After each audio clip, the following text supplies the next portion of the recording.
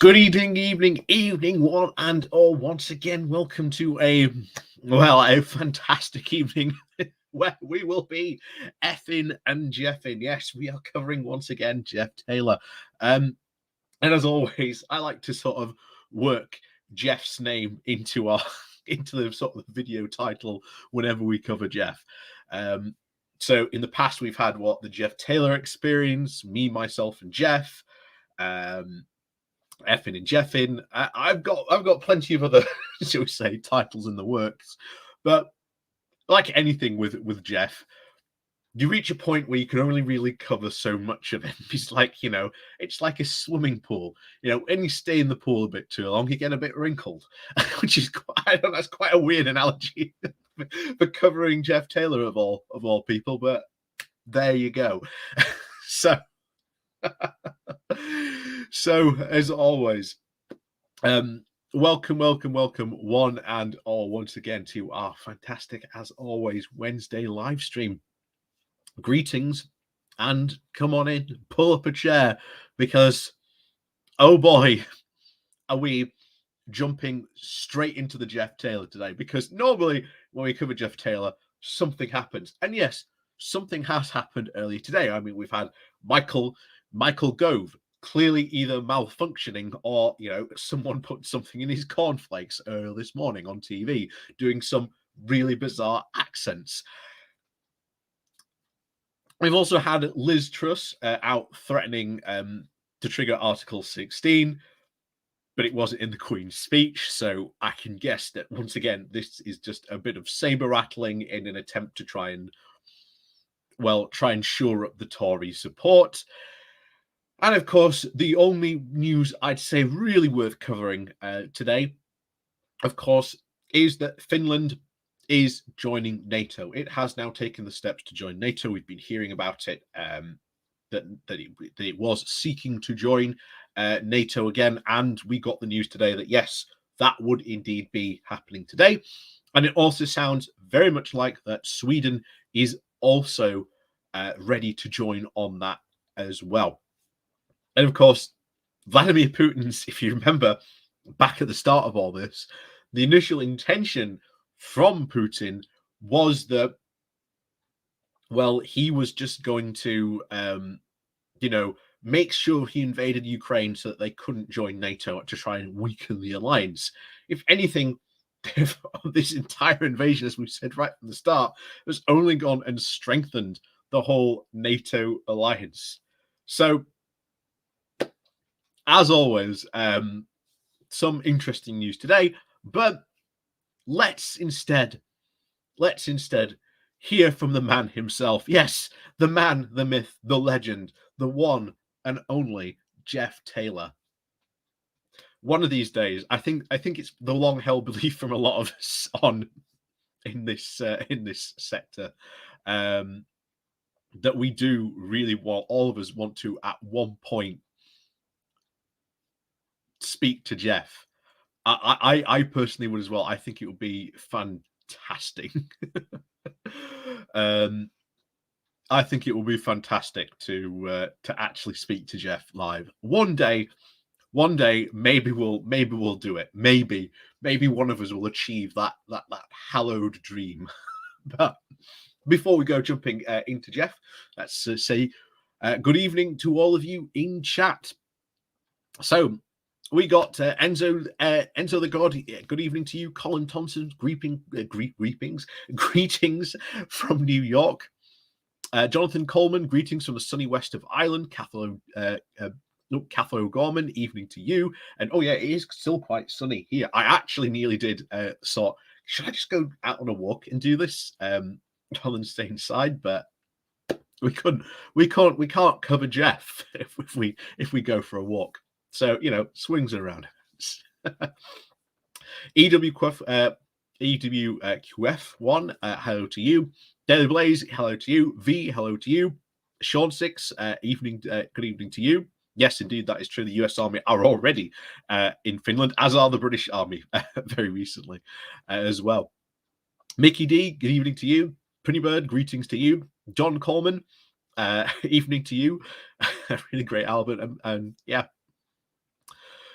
So yeah, evening to you all. Or watching, like I say, please do remember to hit that like and share button. Like I say, it does get more people into the chat, and of course, the more people we can spread the joy, we can spread the joy of Jeff Taylor with one and all. So, without further ado, let's get straight to the man in question. So, tell you what, shall we go?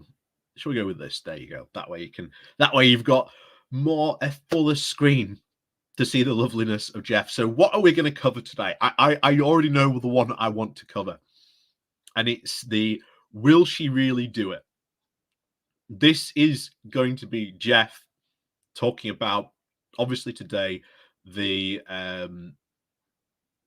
news that Liz Truss herself is, according to her, poised to trigger Article 16. I very much doubt that she is, but we'll see. So let's get on with this then, shall we? Oh, hang on. Before we do, let's get me in. All right. How's that look? Do we need a... There we go. Or is that better? Or do you prefer that? I'll tell you what, we'll go with that. That way you can see the man we're coming to.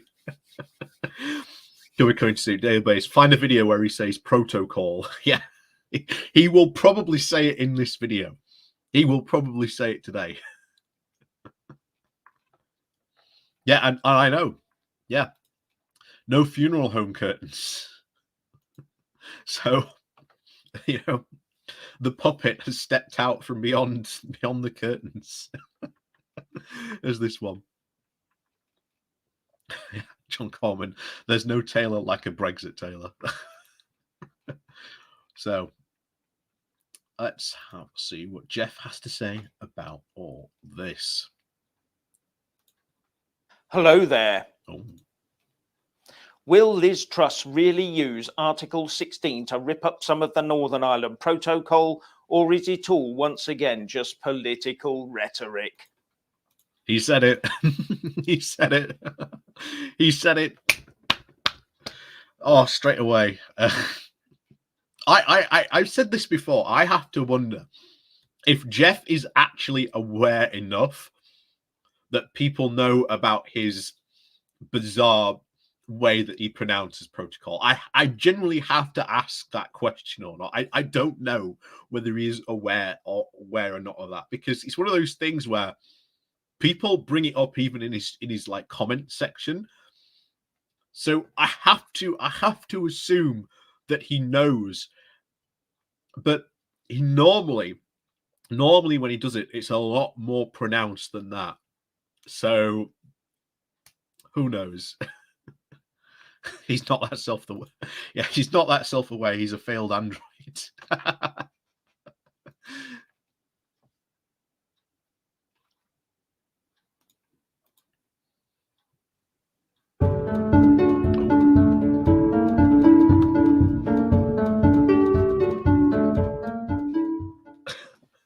We are allowing the European Union to walk all over us as usual, and the likes of Theresa May is cheerleading Brussels on. Wait. Wait. What exactly? Brussels and the EU are not forcing anyone. They are not forcing anyone on anything. We put the Northern Ireland Protocol in place in the first place. We are the ones who suggested it, doing it to the EU. We brought it up. It's an entire British concoction.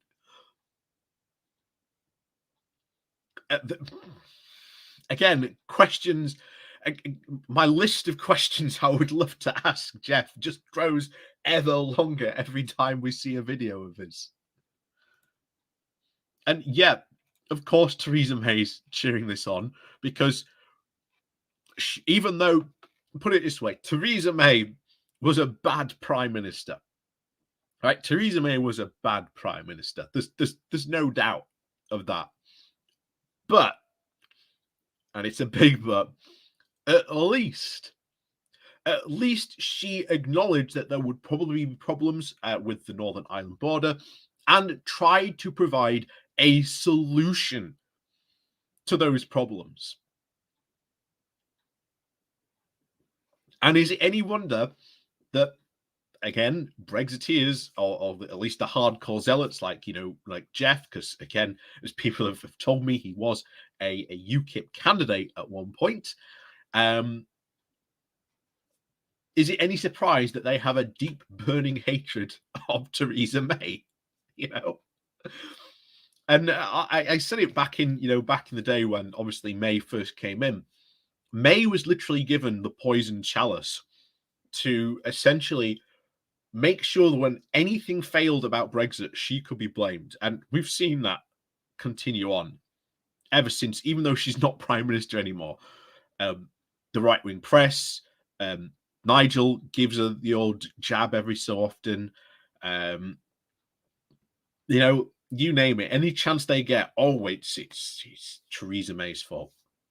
Theresa May generally tried to actually put a solution into this problem. But yeah, that's why they hate Theresa May so much. It's bizarre, but there you go.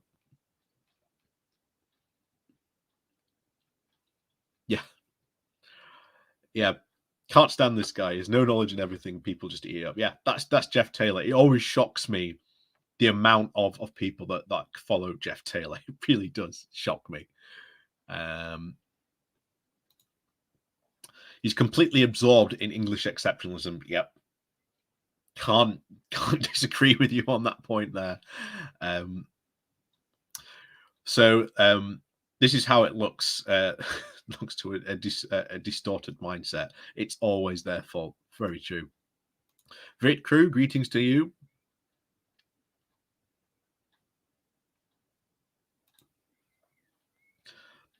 You cannot learn this thick head about anything about the EU because the EU is and stays the hated enemy for him. Yeah, very true.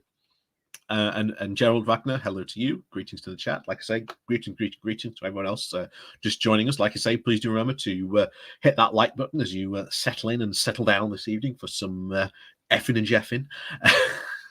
I hope you like the title of the video. But anyway, let's get back to more Jeff. We really do need to challenge this reverse logic that the EU Commission, the EU 27, UK Ramonas and Dublin keep using against us. And yes, it is reverse logic. Oh, please do enlighten us what this reverse logic is. Please do.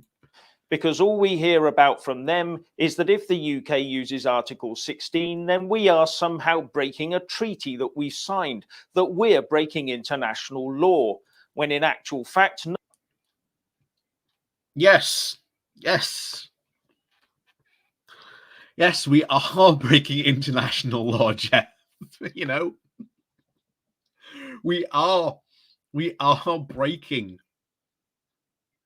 We are breaking international law. This isn't a saying that people like myself just bring up or espouse. No, we are breaking international law. We're breaking two specifically. There's obviously the first one. There is the actual withdrawal agreement with the Northern Ireland Protocol. That's the first part. We signed up to this. We agreed to this deal. And one of the funny things is, when you look at all this stuff and this talk about the Northern Ireland Protocol, when you see this, it always comes back to what they say. Oh, the Northern Ireland Protocol isn't working. But you never actually hear them say what specifically about the Northern Ireland Protocol is not working. And that's very, very telling, because it is exactly the same way they used to describe being in the single market customs union. Oh, the single market's not working for British businesses. The fishermen are suffering under the oppressive common fisheries policy. They haven't moved on from that same talking point. And it's, as was put very early, I can't remember who put it. Yes, Wim.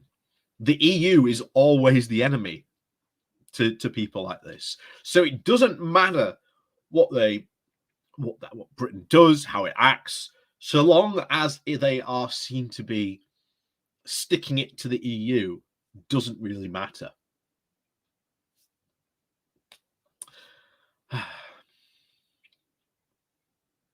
Daily Braze. Anyways, cannot be editing videos while watching Yorkshire's very own bowler hat man. Taking the rinse out of the Brexit nut job, Jeff Taylor, on a Wednesday night. Don't give up the good fight, my man. No, indeed. No, indeed, we won't. Conservator. He argues that the UK are not allowed to trigger Article 16. The problem is that by triggering Article 16, Jeff means ditching the whole protocol. That's not what's described in Article 16.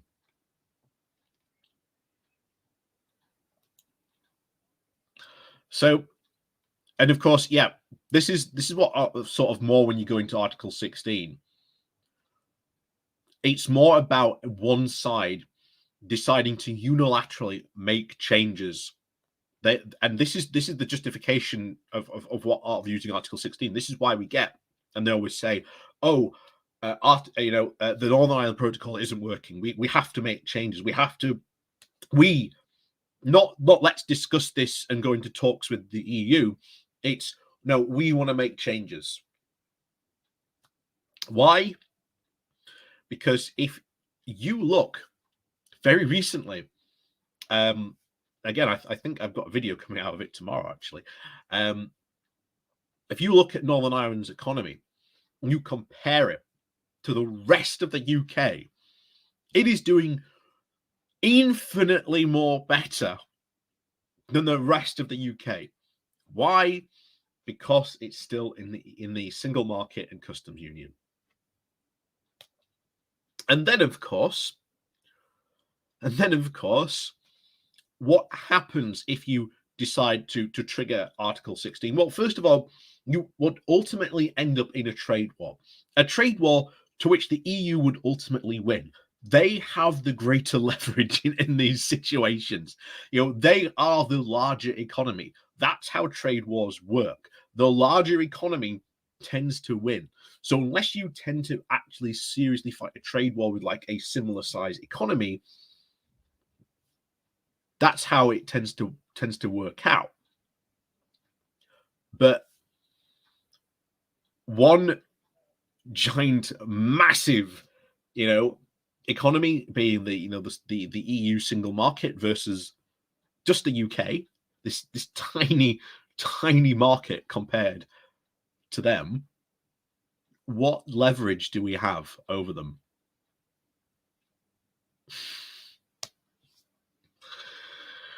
So, yeah. Anyway, let's continue with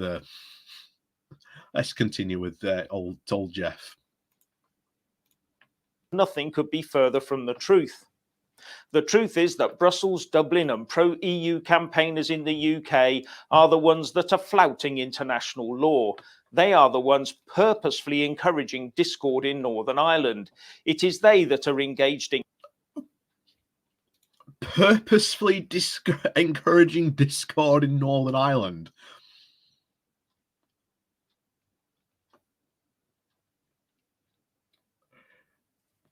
I had no idea. I had no idea I was doing such a thing, Jeff.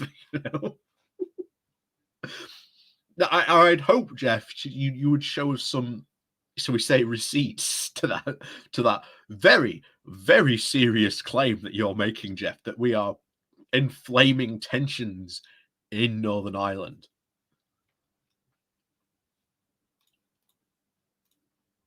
Grinding down the unionist community in the hope of breaking up the UK. It is they that are willfully ignoring the Belfast Agreement, and they are the ones actively trying to airbrush Article 16 out of the Northern Ireland Protocol. Yes, the Belfast Agreement or the Good Friday Agreement, again, depends which side of the board I suppose you fall onto what you call it, basically states that there will be no land border between, the Republic and the north of Ireland.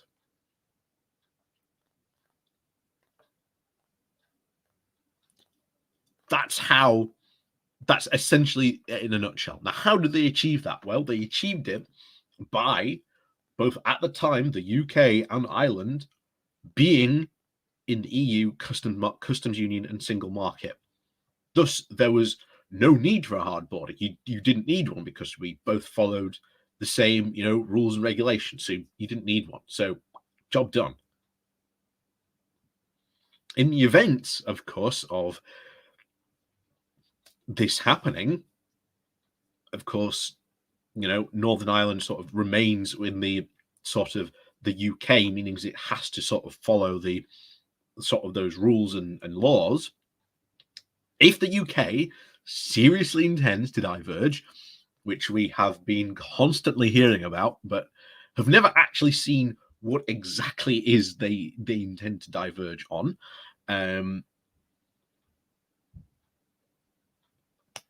would certainly be interesting to say the least. But I'm not holding my breath. I'm not holding my breath that they're actually going to diverge in any serious way, because obviously that creates even more problems. Like I say, you've just had Jacob Rees-Mogg delay the implementation of a lot of this stuff for yet another year for the damages. And if you think he's stopping it, not putting those checks in place to stop those damages, wait until you see the damages that are caused by changing one regulation. We've yet to see any serious regulatory change, but there are some coming down the pipeline.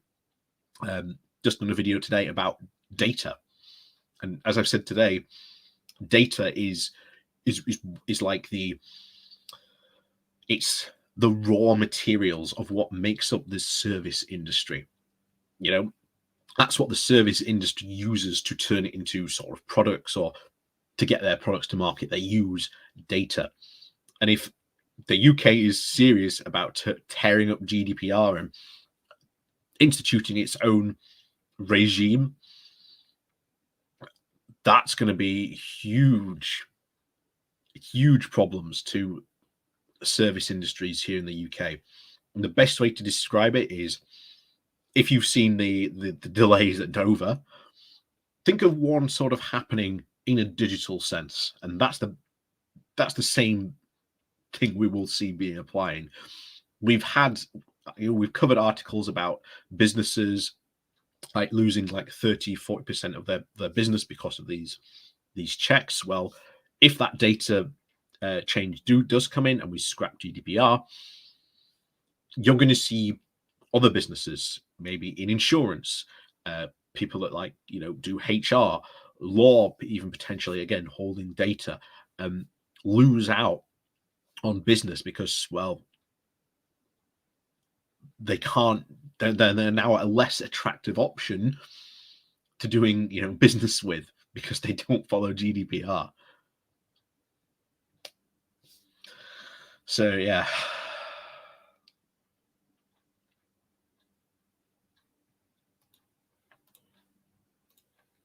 yes, they are trying to delete Article 16. Article 16 is as much a part of the withdrawal agreement as any other article is. We must not allow the anti-UK side to get away with their extremely biased argument that somehow it is not the same as every other article within that agreement, when it is. You cannot pick and choose which articles you obey, unless the contract... I just want to point out what he's just said there. You cannot pick and choose what article you want to obey. So maybe the UK should probably start, following the withdrawal agreement since it signed up to it. After all, according to Jeff, you can't pick and choose what articles you follow.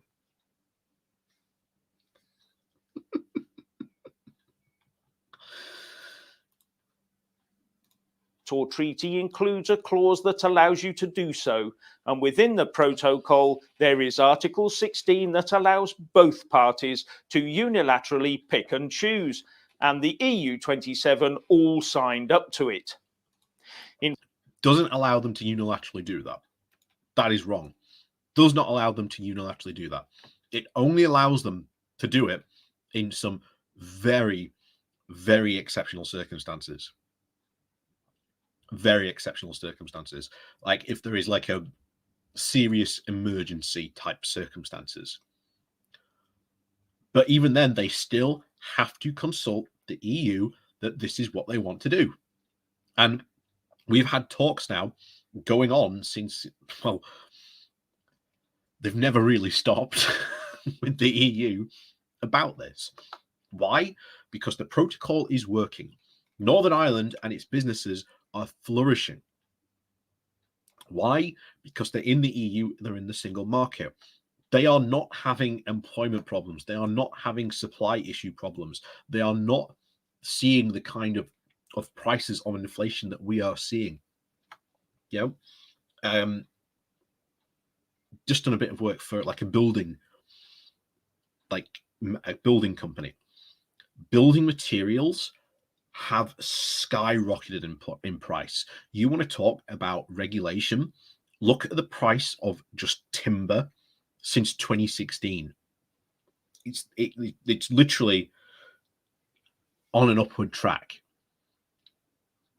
And it's not just things like timber, it's all types of building materials. They're absolutely skyrocketing. Except, of course, in Northern Ireland. But there you go.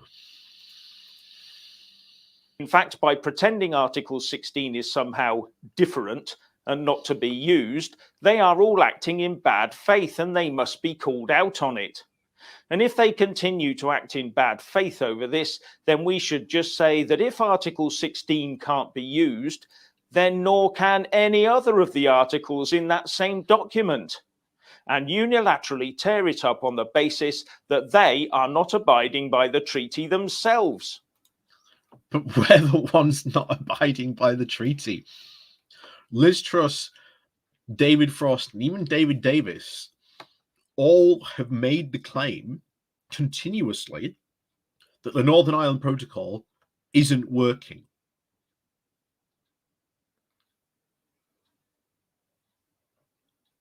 Like, that's their claim. The Northern Ireland Protocol isn't working. But that's where it ends. There is no, the Northern Ireland Protocol is not working because of X, Y, and Z. It is just the Northern Ireland Protocol isn't working. And that's the end of it. Because if they actually wanted to actually start talking about that, start talking about the economics, start talking about the reality of the situation, then they would have to concede that actually the Northern Ireland Protocol is working and that we're the ones not following it. But of course, as we've said right from the very beginning, when we're talking about the Northern Ireland Protocol, it is put forward in such a way that it is made to look like that it's not working. When in actual fact, you look at reports from businesses in Ireland, they're having a whale of a time at the moment. To quote one Northern Irish businesses, we've got the best of both worlds.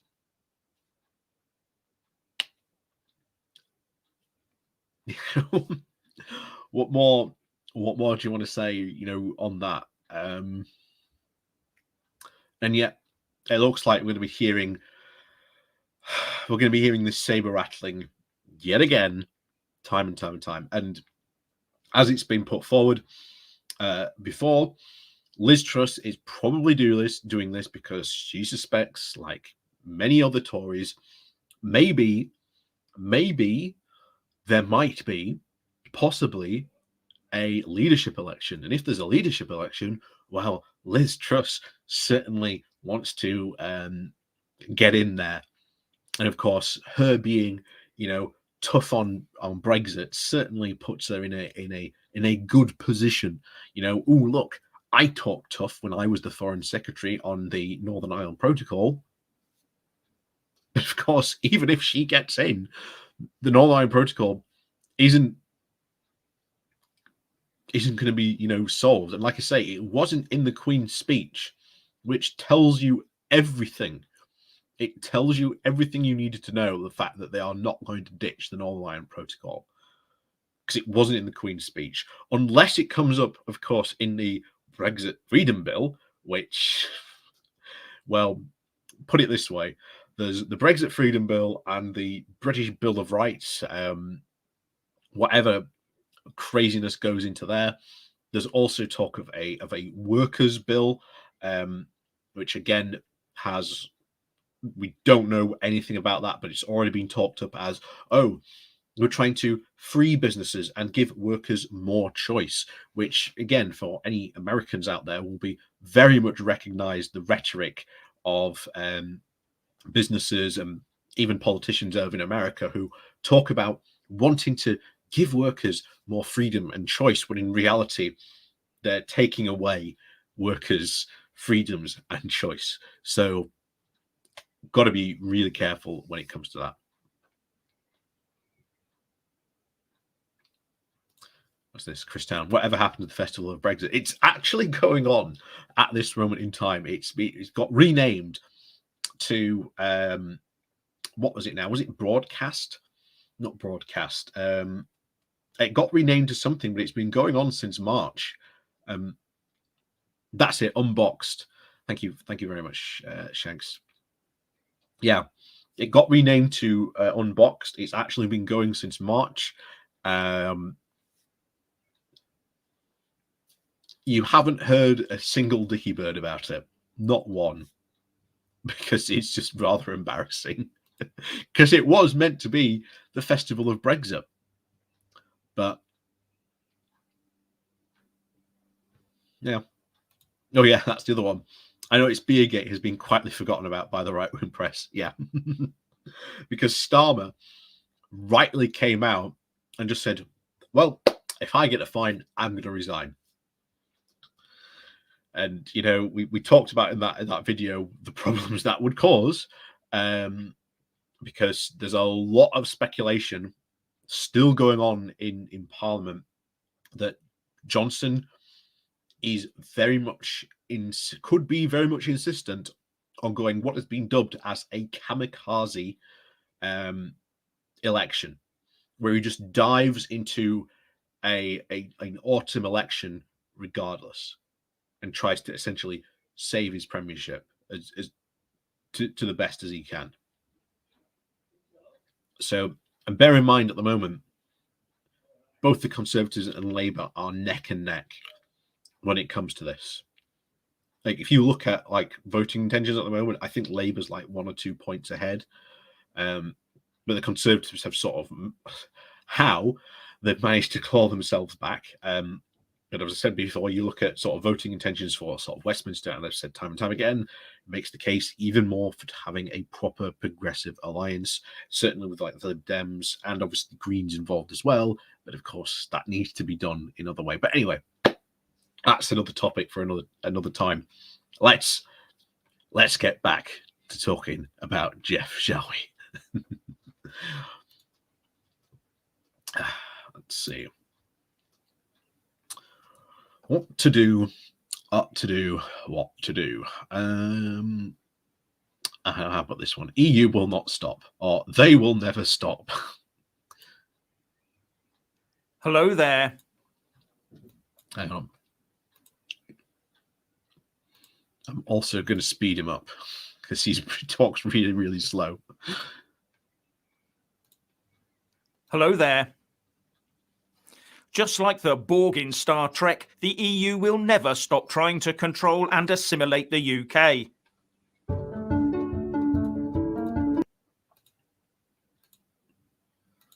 putting up to 1.5. What do you mean? What do you mean by that, Jeff? Again, even I'm confused by what he means by about that. What?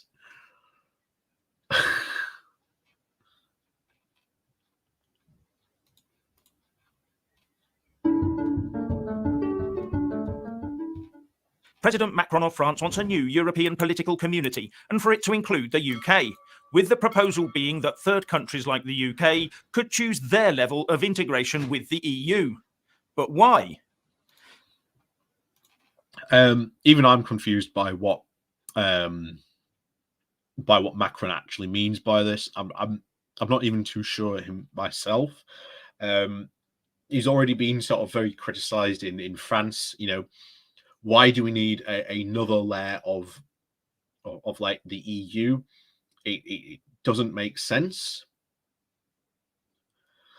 So yeah, Macron's already been very much heavily criticised. Like I say, his proposal of having like a second tier EU doesn't really make sense. But yeah, Jeff will ultimately say this is, as we've already heard, this is yet another attempt to try and assimilate the EU. This is just Macron of Borg. Because in the light of Ukraine, the one thing that the European Union craves is to regain access to UK military and intelligence assets. And as part of this new political community, Macron wants Europe to invest in a common European defence. Why do they want access to that? They've already got access to it from NATO.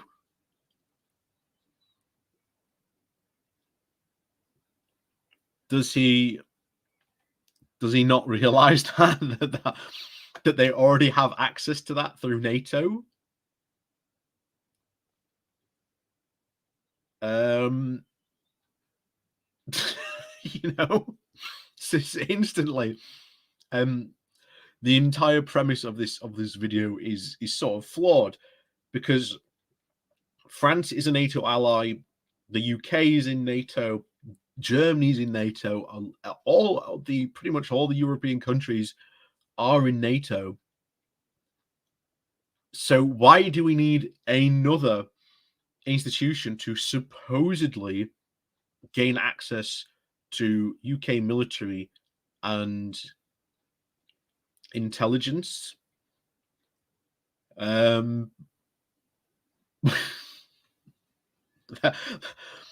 Doesn't make sense. It doesn't make sense. But the EU will, of course, be the central controlling body in this, not NATO. So the EU will want to control and assimilate our assets with those of the EU 27 and all under the Brussels EU Commission umbrella. And having control over UK defence assets would give them what they need militarily. Because despite what they don't need that. France, like, correct me if I'm wrong, but I'm pretty sure, and again, people can feel free to correct me wrong, because I am guessing at this, but I'm almost sure France not only has a larger military budget than the UK, it has a larger armed forces than the UK, especially like army and military personnel. And I also think it has a larger naval presence than the UK as well.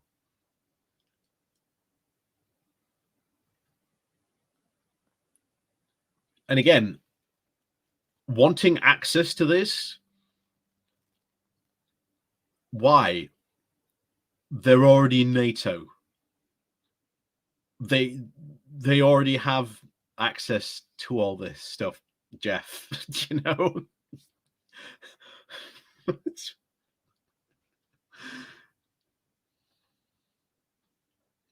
Yeah, there's other people saying, yeah, it's got more subs and nukes as well.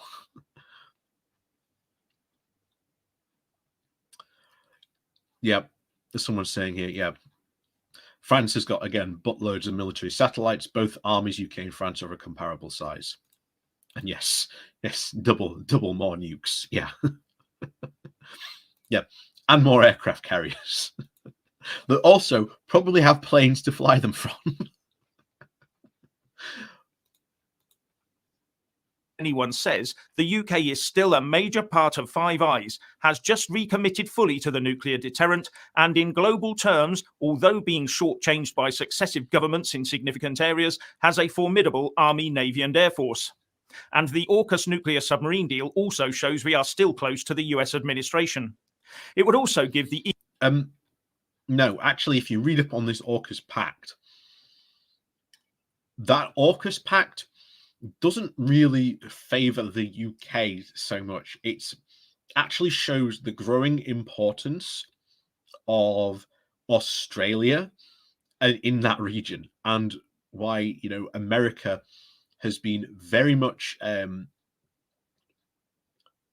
showing more attention towards Australia in the past couple of months, as well as potentially Japan, because it's a good place to have strategic bases and to have a good ally in what is becoming a very, very strategically important region. But again, why do they need access to all this stuff already?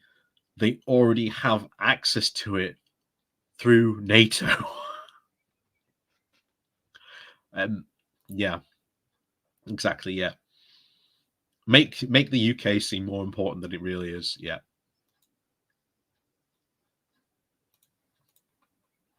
EU full de facto control over UK foreign policy.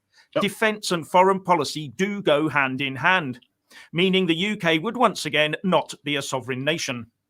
Now Macron is... Oh, wait a minute. How would the EU gain control over UK foreign policy? Hold on, I'm taking us back a couple of minutes to get that again. To the US administration. It would also give the EU full de facto control over UK foreign policy.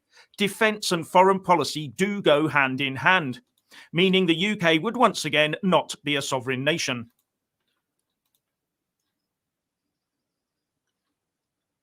When we were in the EU did not control foreign policy. It was...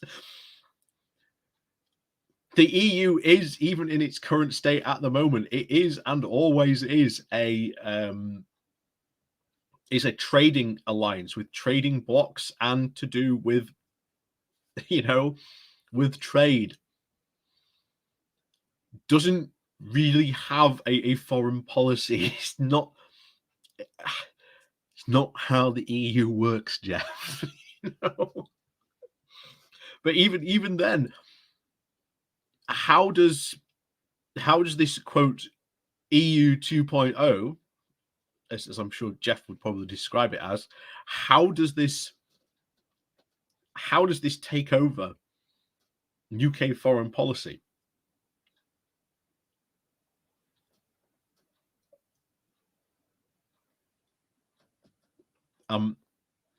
I'm very confused here, Jeff. I'm very confused. It doesn't... What you are saying here, Jeff, it makes no sense. Now Macron is facing significant headwinds from many other EU member states in this big proposal of his. They fear being left behind. But this will not deter the EU from trying to gobble up the UK. And they will be helped by the Labour Party in this when it gets back into power. Already we've had the Shadow Defence Secretary, John Healey, recently saying it was a mistake to take defence and security off the Brexit table. Yes, it absolutely was. Ukraine has shown that. The entire Ukraine debacle has shown that was a mistake. That geopolitics constantly changing. It was a massive mistake to sort of remove ourselves from those EU frameworks. Massive mistake to do so. So yeah, he is 100% right on that.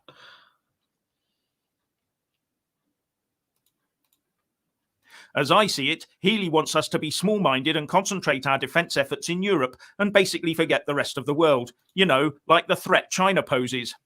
And yes, the threat China poses.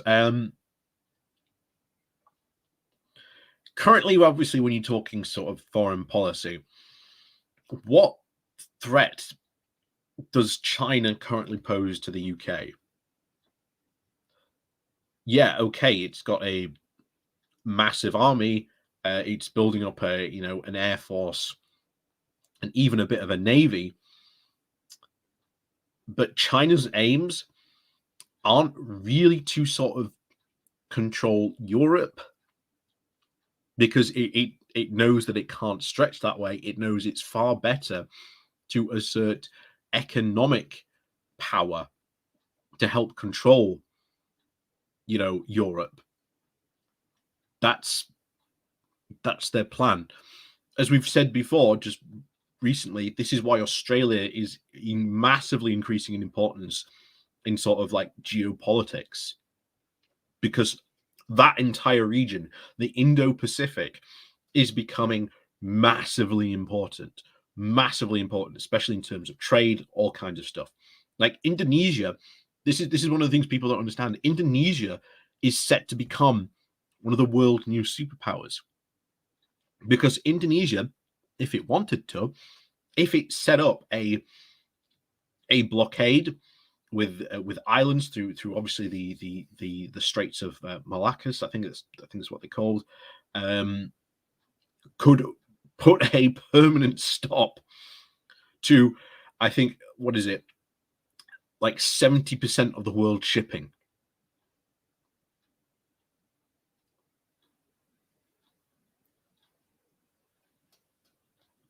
That's how important places like Australia is seen. Even Indonesia is seen as, again, really important sort of partners to to be with. And of course, America, again, has a coast in the Pacific.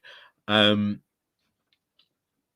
it's more far worried about China than sort of we are. And should we be sort of worried about China?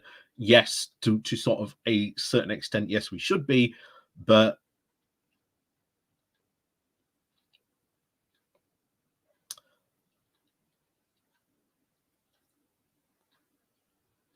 what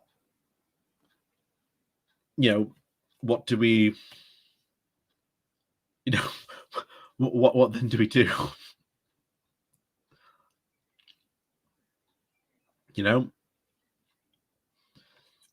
Yeah, and you are right. Yeah, the whole east of Suez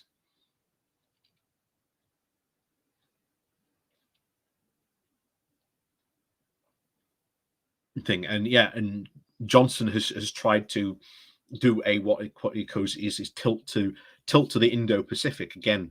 Like I say, bear in mind, our aircraft carrier, the UK's only aircraft carrier, currently out in that region, when really and desperately, given of course the situation with Russia at the moment, it is needed it is needed very, very clearly, and would be far better positioned at the moment being in the UK, potentially ready to go into sort of the Mediterranean, into the Black Sea, maybe into the Baltic, or at least even kept at home in the North Sea, to protect against any potential Russian stuff, Russian fleets, if if a war scenario breaks out. So it's completely foolish that the way that we've seen this defense pact played out. And like I say, I am sort of lucky that we've got that Dan Jarvis is sort of my MP. He is one of those he was in the army. He served in the army. He's very much interested in defense. He's very often the guy with Labour who is very, very much interested in looking after the army and making sure they're looked after. He's very often asking those questions in Parliament. Yeah, ask Jeff on one of your walks. That would be something else. I doubt if he'd ever come along. Like I say, I know Max has reached out on a couple of occasions sort of to Jeff, but I don't think he's ever gotten a reply, or if he has, I think the answer's been a very definitive, I'm not interested. And according to iNews, Labour has been testing the water with Germany to see if they can shoehorn the UK back under EU control somehow.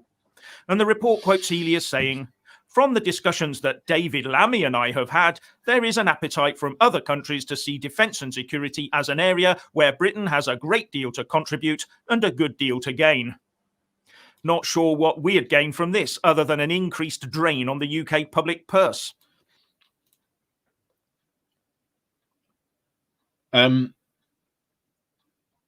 Quite a lot at the moment, Jeff. Quite a lot at the moment, considering what you look at the situation in Ukraine is certainly at the moment. Yeah, we gained quite a lot. We gained quite a lot from being involved in that. But yeah.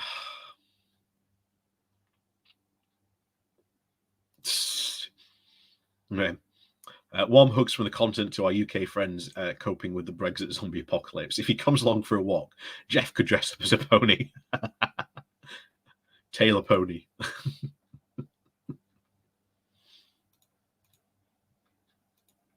Now, back in February, the EU put forward a plan to have the UK head up a new European Security Council.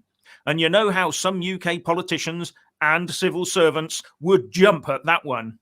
And this, we're told, is all about olive branches and ending Brexit bitterness.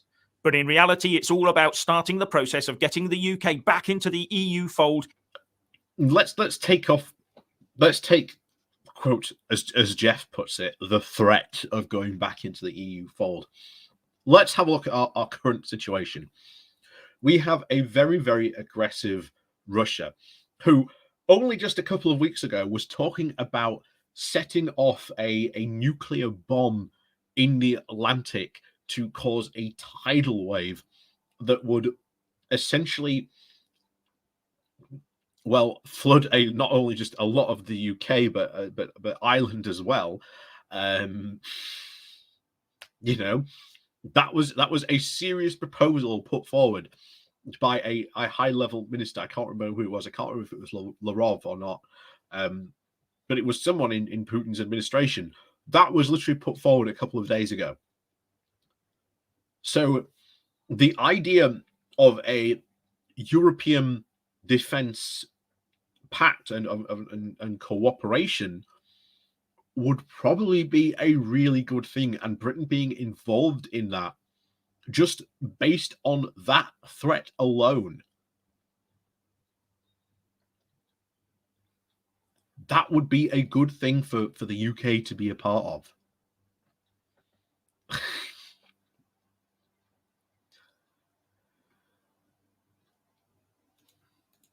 In some form or another. And defence, with all its EU procurement rules and possible reliance on EU military satellite navigation systems, etc., would be a great place to start from. And then there's the EU Military Permanent Structured Cooperation, PESCO. It's called permanent and structured for a reason. With any initial opt-outs, again, that was only for EU members. We are not an EU member. If we were to join like that European Security Council, we do not have to be in that. And again, Jeff is about to bring up threats of the terrible EU army that is going to, quote unquote, suddenly appear out of nowhere. That, again, they've been talking about that since 2016, and this is the thing they're talking about. What this was designed. It was designed so EU countries and their militaries could have closer cooperation, so that they could get involved in doing exercises together, so they could, work together more closely. It hasn't created a brand new military branch of the EU, as Jeff and Brexiteers like to claim it has. There is no EU general. Just simply hasn't happened. But I'm sure Jeff is about to claim that it has. might negotiate being whittled away over time by pro-EU politicians and officials.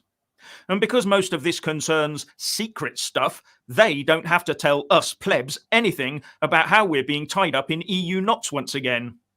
And the Telegraph said at the time, proposals for a European Security Council are being drawn up by Germany, the Netherlands and Poland in order to bring Britain back into the fold of major foreign policy discussions outside the confines of the European Union.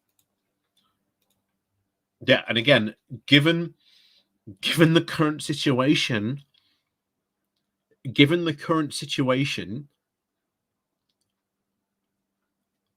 I think that's a pretty good idea. I really think that's a pretty good idea. I really do.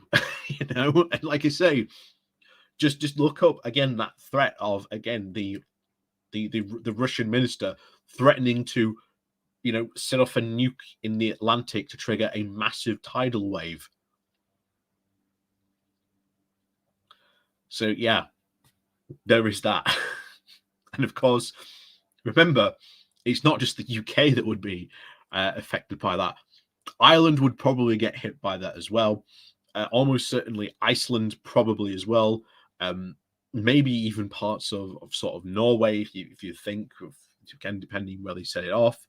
And again, depending on how far that tidal wave goes, that could go into maybe parts of France. Maybe it could reach as far as Spain. Maybe it could reach even parts of America. Again, I'm not entirely sure, but that's the seriousness of the threat that we face. So the UK being a part of a European Security Council is a pretty good idea at this moment in time.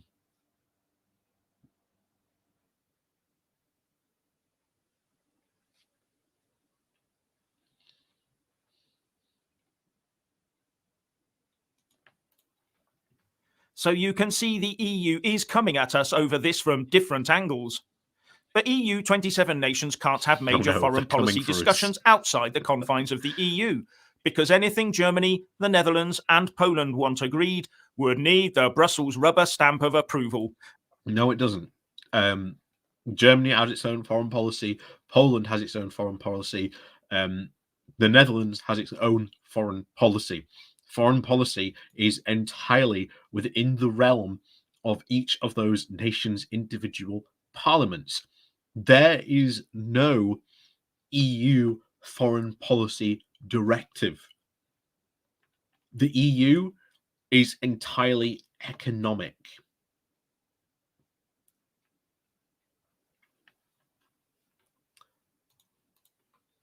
And the EU Commission will insist on being involved at every step of the way. Now, there are many people who think the UK should not be involved in any war or conflict that does not pose an immediate and direct threat to the UK.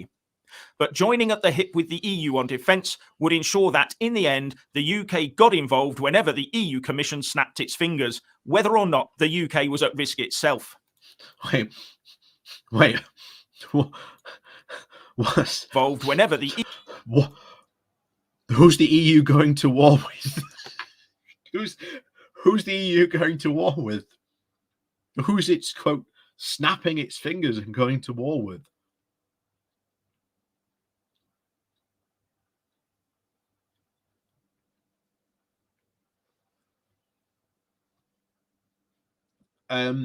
Yeah, that's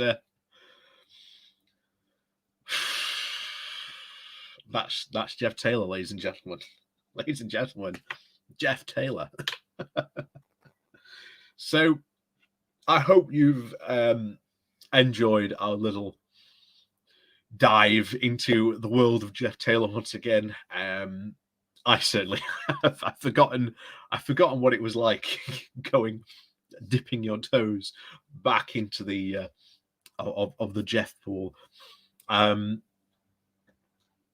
Bizarre and once again crazy world of Jeff Taylor and his bizarre worldview through the lens of Brexit. I suppose it is sort of useful to know, as they say, what goes on in these in the minds of these Brexiteers. But as always, thank you very much, everyone, for joining us this evening. Like I say, please do remember to hit that like, share, and subscribe button on your way out.